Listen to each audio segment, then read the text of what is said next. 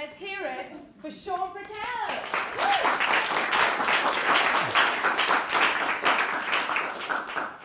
I know you're all here to hear about how to become a more confident speaker, but after that introduction, you're thinking, orgy?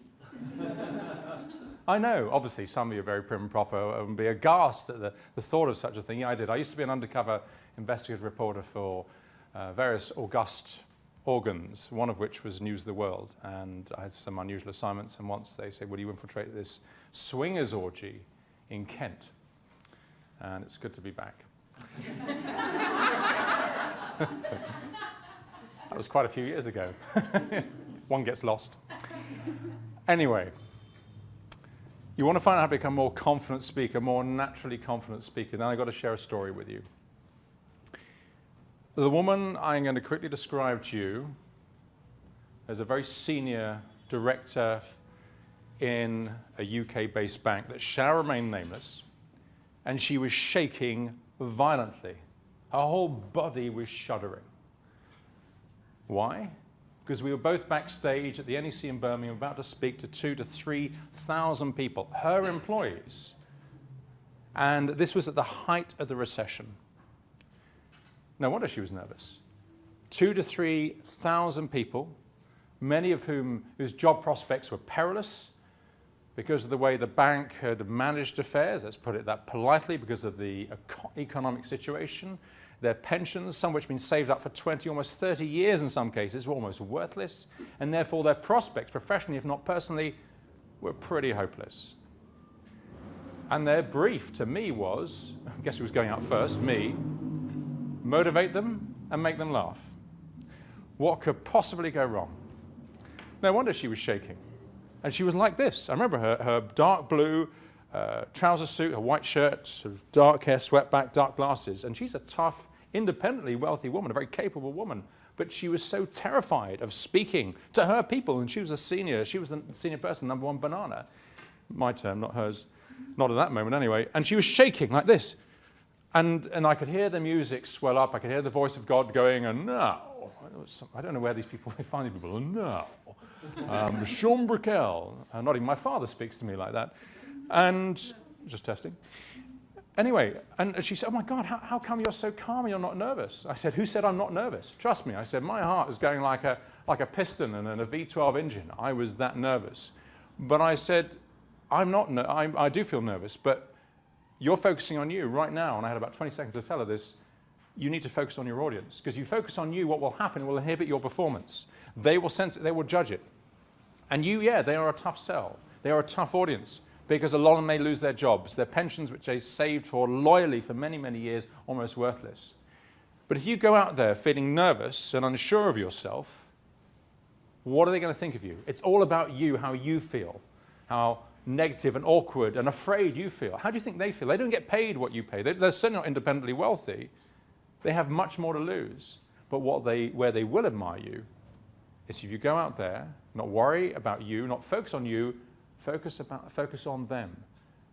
And if you have the courage, they'll admire you.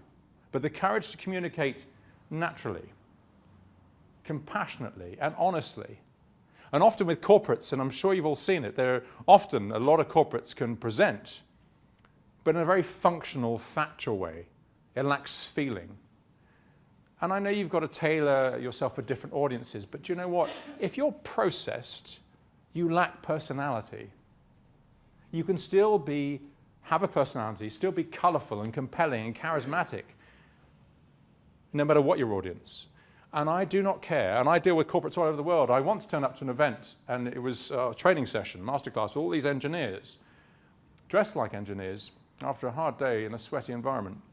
And I was at 9 o'clock in the morning, said, we don't want to be here. We don't like dealing with people.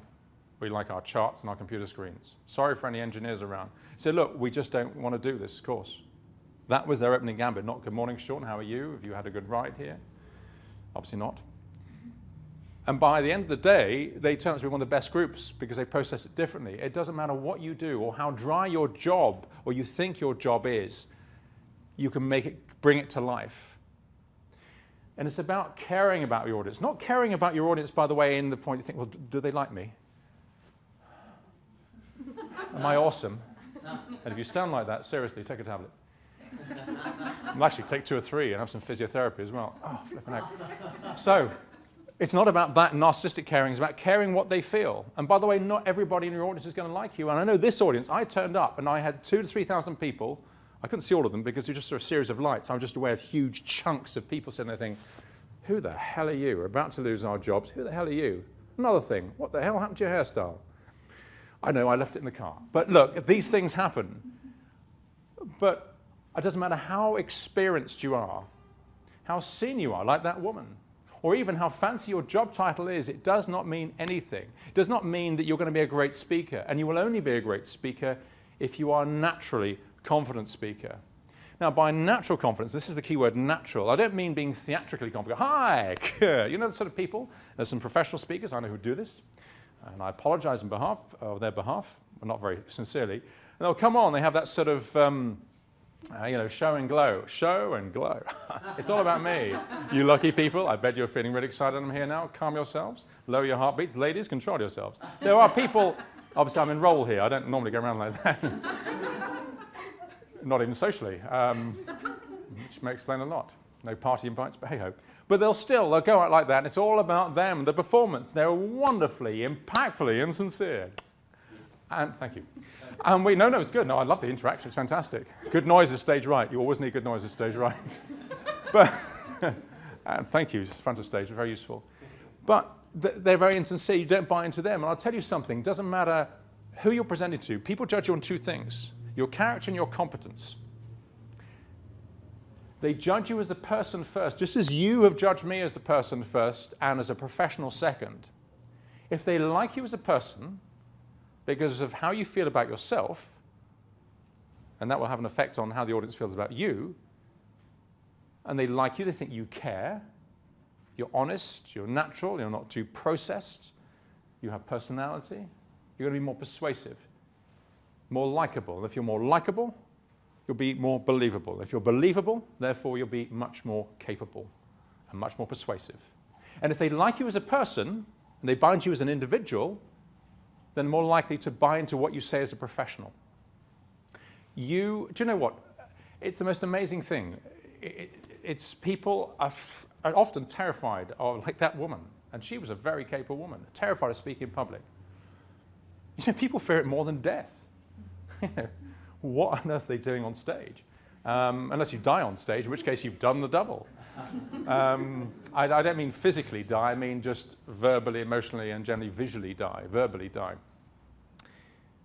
And there are various ingredients of confidence. I know I've written a book on this, and you've got persistence, which is very important. You've got resilience, determination, but the 2 most important factors to help you become a confident speaker and even a confident person are these: courage and action, namely having the courage to take the action to achieve what you want to. But you might say, oh, I know, but I mean, I'm giving this a go, but I know some of you who's speaking tonight. Stick your hand up, please. So, whoa, God, there's a whole, at the same time or just individually? It's going to be a busy night.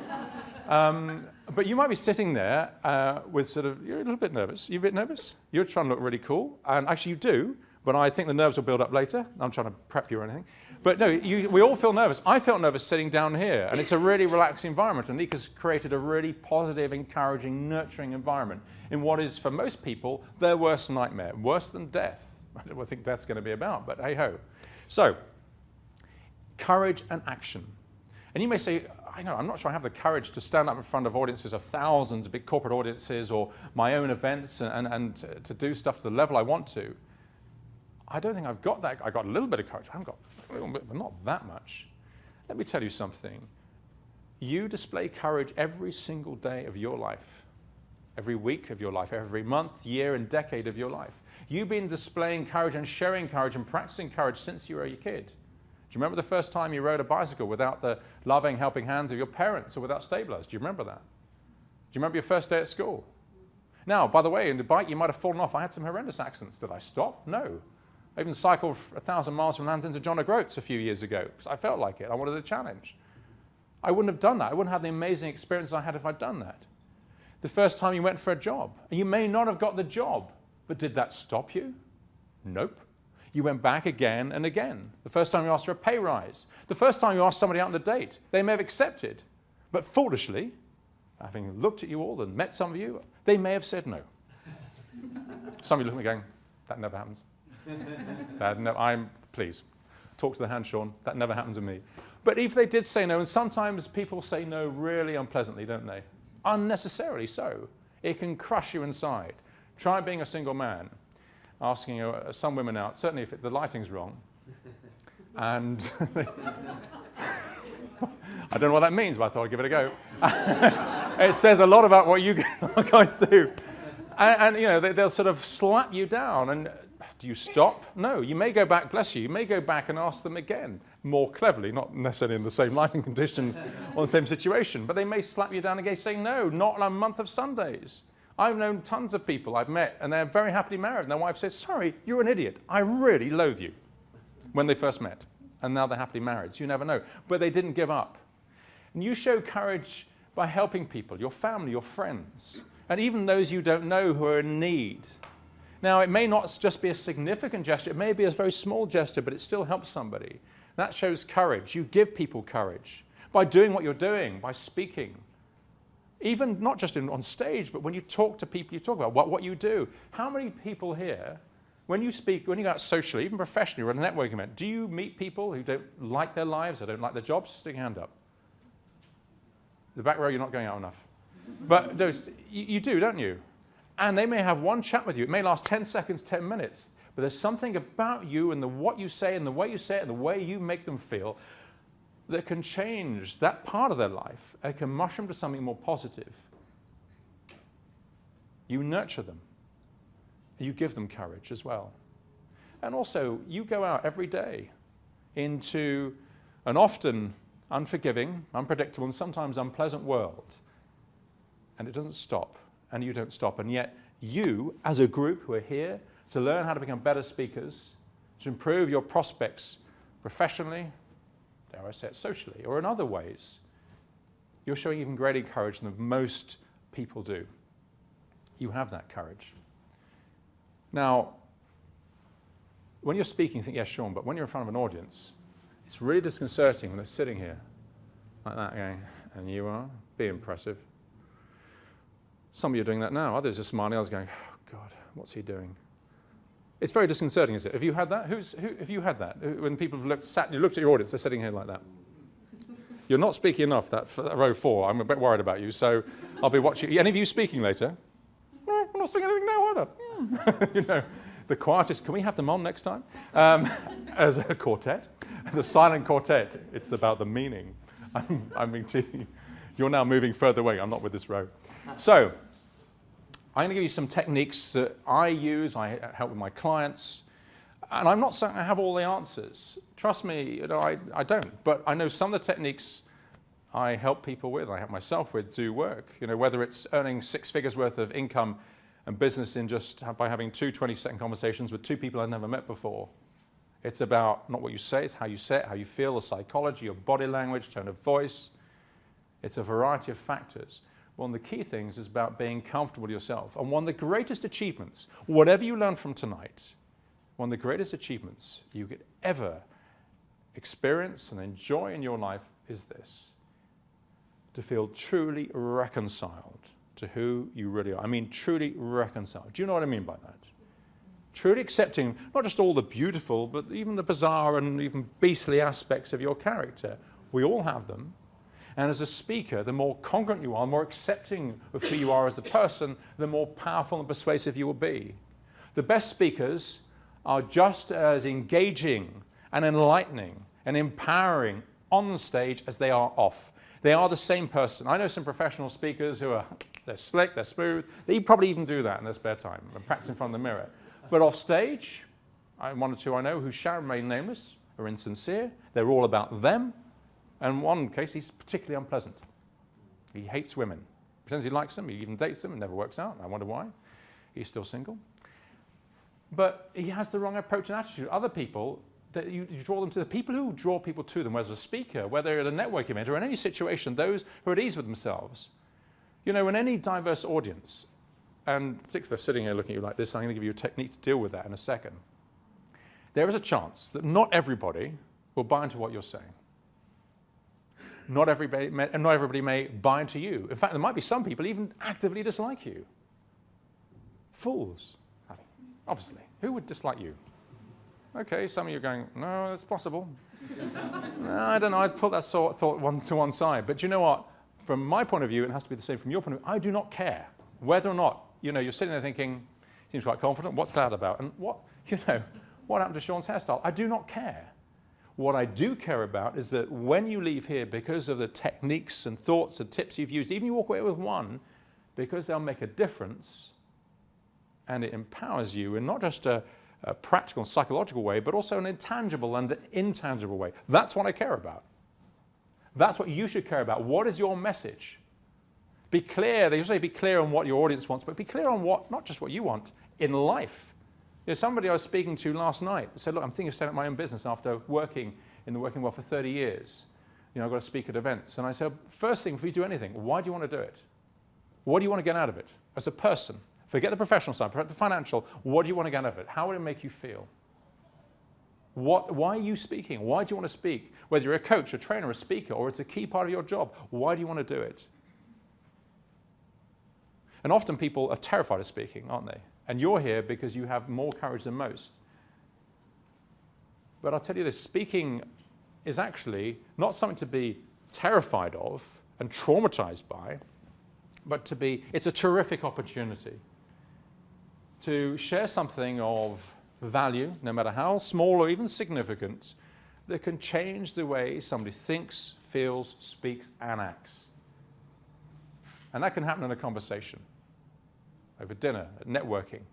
Tonight, you may say something that could just spark off something really positive and engaging in one or more members of your audience. That is an incredible platform. That is an incredible privilege. So, let's run through some tips. And by the way, if you have any questions, I don't need to wait till the end for you to have questions. Ask them any time, because this is your session, this is your time, this is your opportunity to get as much from me and this event as possible. So please stick your hand up and ask a question. Okay, so how do you deal with your audience sitting there looking really solemn? It's disconcerting, isn't it? The last thing you need is a serried row, or even serried rows of people going,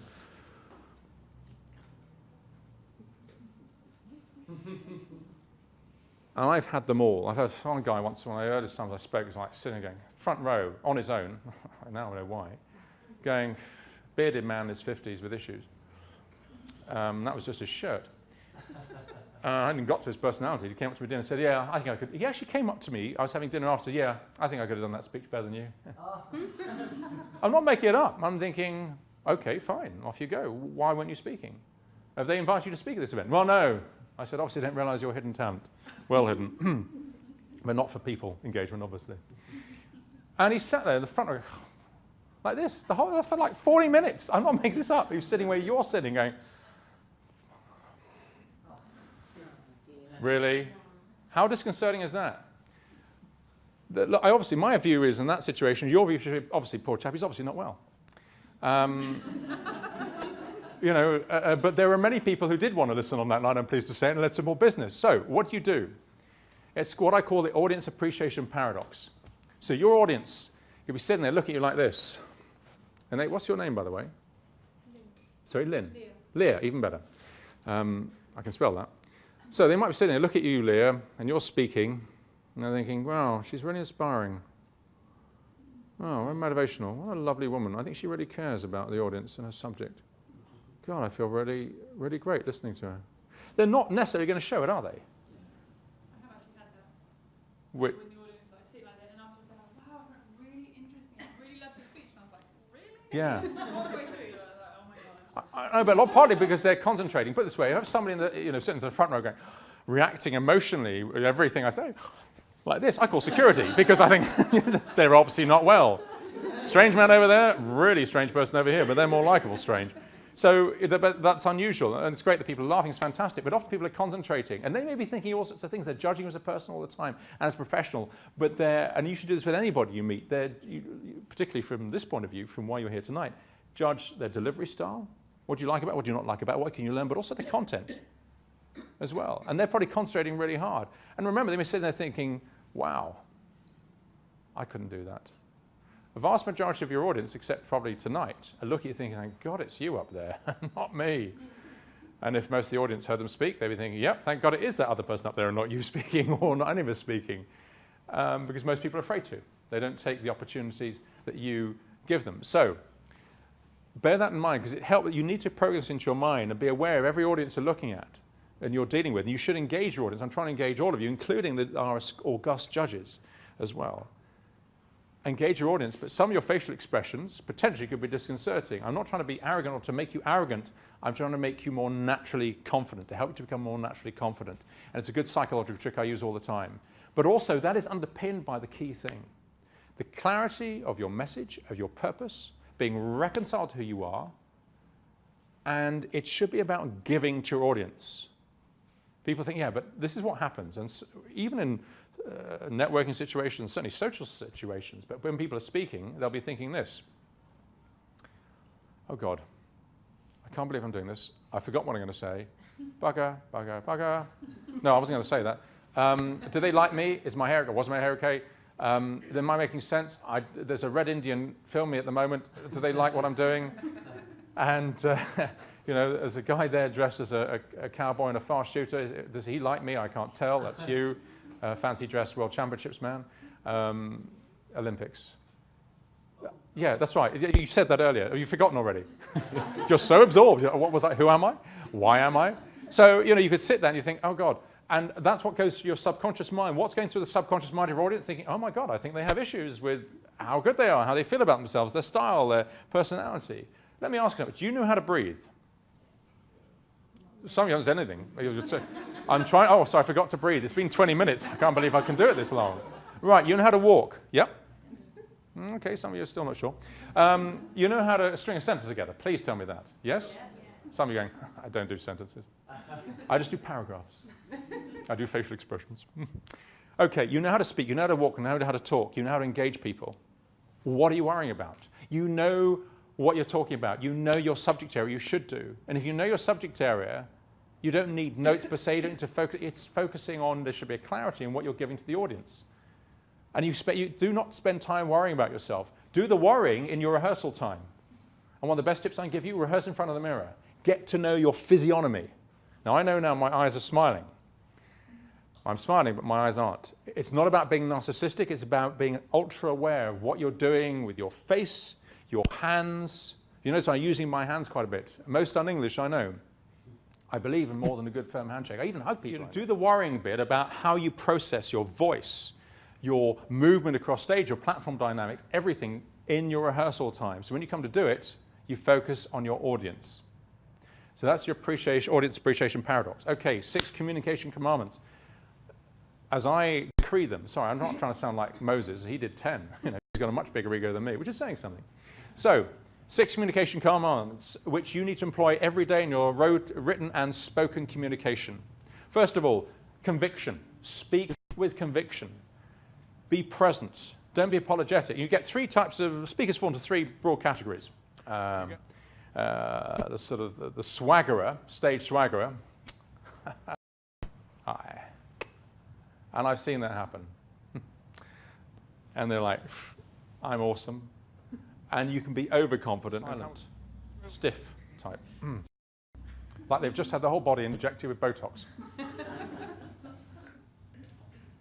I'm here to empower you. And you're thinking, it could take a while for the drugs to wear off. I think it's going to happen. And they're very stiff and awkward because they're so tense, you know, and you think, oh my God, somebody give them something pretty potent because it's not working. And they're very stiff, and the whole body, they're literally psychologically and physiologically seize up. So, speak with conviction. I'm sorry, I like this socially as well. I love what I will necessarily believe it or like certain elements of my character. They may not always like elements of your personality or your profession. It does not matter. There will be many people who do, who admire your courage to communicate. You've taken courage by coming here. The second one is color. Whatever you do, and I know a lot of corporate presentations, business presentations are colorless. They are incredibly colorless. The wrong side of dull. They're functional and factual. They lack feeling. They lack fun. So add color. So it's the stories. To give you an example, I remember at a speed networking event quite a few years ago, And I had three types of people. I had the first guy, he turned up, and we had speed networking, 2 circles of 30 facing in, facing out, and then an outer circle of 30 facing in. So we're basically that far apart. We had 3 minutes of each other, and then they rotated. And the first guy came up was a life coach, about my height, different hairstyle. Actually, the hair on the top of his head was different to the hair on the sides. It was like a follicle weave, which had got out of hand. It was all very random. And he had these reactor-like Rapide shades or glasses, which reacted to the very heavy light. So he kept on going in and out of eyes. I couldn't see them because his lens was so dark. And he just talked to my chest for 3 minutes. And he said, I'm a life coach. I'm thinking, not a great life. and talked about himself. And then he said, oh, my God, what do you do? I said, I'm a default monk. Oh, if only I'd known. Next.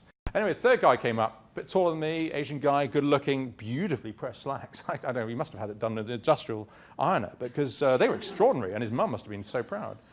And a nice hacking jacket with elbow patches you could ski on. Maybe it's the fashion, I don't know, but I'm making this up as I go along. But this really was, he was wearing this. Anyway, he came up to me, good-looking, he says, hi, Sean, how would you like to make an extra £1,000 a month with this special insurance deal? And I'm thinking, how do you like to stop being a muppet? Because he was too insincere. And the fourth person came up, and this is a great example of colour, was an accountant. He said he's about in his 50s, wrong end of his 50s, tufts of white hair, blue suit, generously cut white shirt, red tie, and comfortable, almost polished black shoes. And he said, hello, I'm an accountant, I specialise in tax, and I can save you pennies. I'm thinking, oh my God, this is so exciting. Ah, toes me down, call the fire brigade.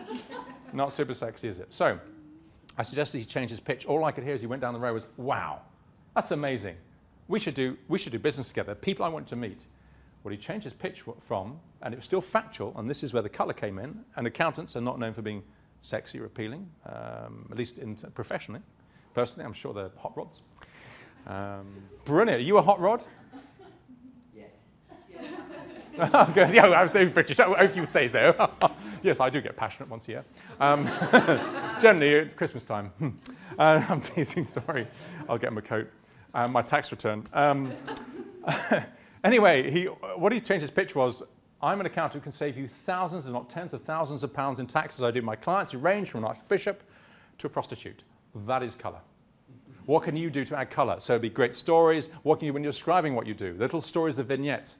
Next thing is clarity. Clarity on what your audience wants, but also clarity on what you want to get out of what you're doing. But also clarity of what you're about. What do you have to offer? Coherence, the way we use our voice. We have a voice expert here who can tell you a lot more. I heard once, and Gary, I'm sure will correct me, but the English only have about 4 notes in their speaking range, which is a bit dull. The Italians have a whole range. But the way you use your voice, are you Italian? Congratulations. Have a voice lesson. No, indeed. Well, it's very diplomatic. So the way you use your voice, the pitch, tone, and variety, because you have 3 types of people in your audience. And and I can tell you more about that in my life impact system, but these are the sort of people you need to appeal to all 3 types. Conciseness. Enough said. Mine going for an hour. If you've got to, what you've got to say can be said in 20 minutes. How many have got so far? Is that 4 or 5? 5? 4? Who 4? Sorry, 5. Okay. Doesn't matter if you can't count. It's fine. Fourth one. Okay. So conviction, colour, clarity, coherence, conciseness, and comedy. Now, I put comedy in brackets. If you can entertain people, they'll forgive you for a lot. Not everybody, not every accountant will forgive you for teasing them, but yeah, I can tell. Okay, I'll find a new accountant. So it's a bit of lightheartedness, but everybody has their own style. I'm no good at I say jokes. I forget the setup, and I also get the punchline. Apart from that, I'm really good at them. So I make stuff as I go along. Some people will be great at just being raconteurs as well. Now, I haven't got much time, so any questions on what I've said so far? First question? Okay, second question? Just testing. Okay, well, I round it. How much have I got left? It's about... 10 seconds. I have 10 seconds. Tell us about the orgy. That's over drinks. With the right lighting and a special room. I'll keep my socks on the table. Okay, I should wrap up, but the main thing I want to say is that well, those of you speaking tonight, first of all, great. Enjoy it. Your audience are grateful. You also have a very receptive audience as well. They will learn from you. Not just what you say, but how you say it as well and what you do. And to see it as a great platform, not as something to be fearful of, but as a great platform to grow you as a person. And if you grow you as a person, which you will from speaking in public, you will also help grow other people in their personal life, their professional life, and in many other ways. And that is a fantastic platform, and that is a fantastic privilege. So thank you very much indeed.